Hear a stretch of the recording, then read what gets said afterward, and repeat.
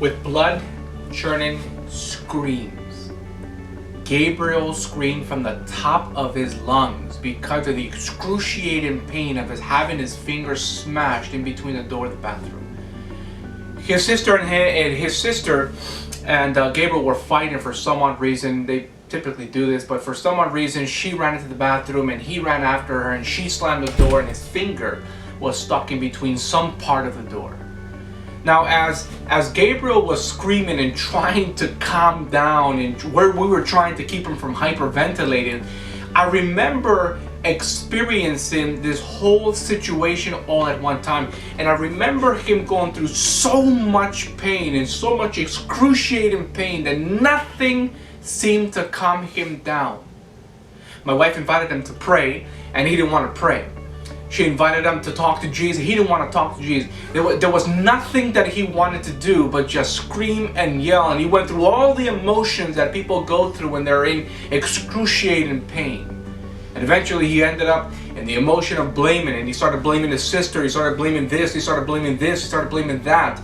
And as I remember going through this in my mind, as I was witnessing this with my own heart and trying to figure out what can I do to comfort my son when he's in so much pain, I remember thinking that probably nothing.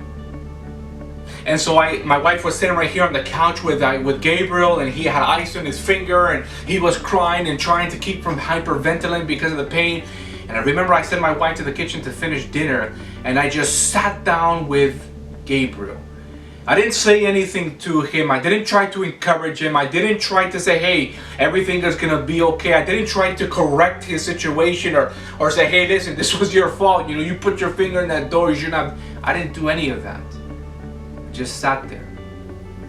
I showed him a video of how a finger heals, and I just sat there and did some stuff for school. After about 30 minutes or so, I looked over and Gabriel was knocked out sleeping. And I sat there and thought about it. There are times in our lives when we have so much pain.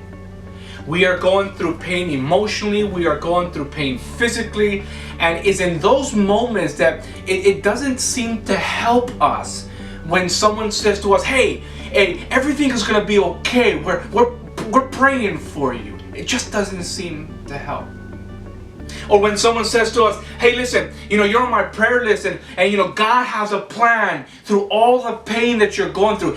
That stuff just really doesn't set well when we are going through excruciating pain.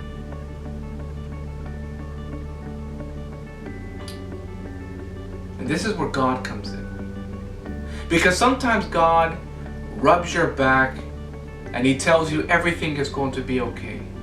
Sometimes He reminds you of the hope, and sometimes He does nothing.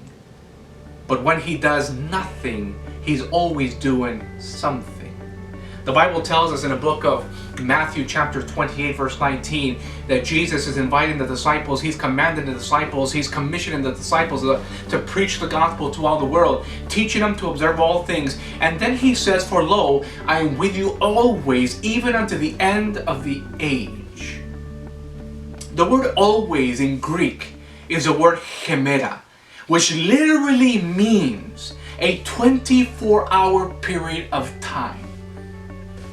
So according to the Greeks, and according to the author Matthew, as Matthew writes this statement from Jesus saying that Jesus is going to be there with you always, he's actually saying that Jesus is going to be there with you for 24 hours a day, every single day of your human existence. He has promised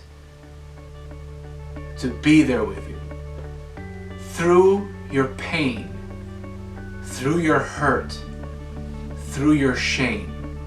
He has promised to sit there with you and to receive whatever it is you want to throw at Him. Because He promised that He will do that unto the end of the age.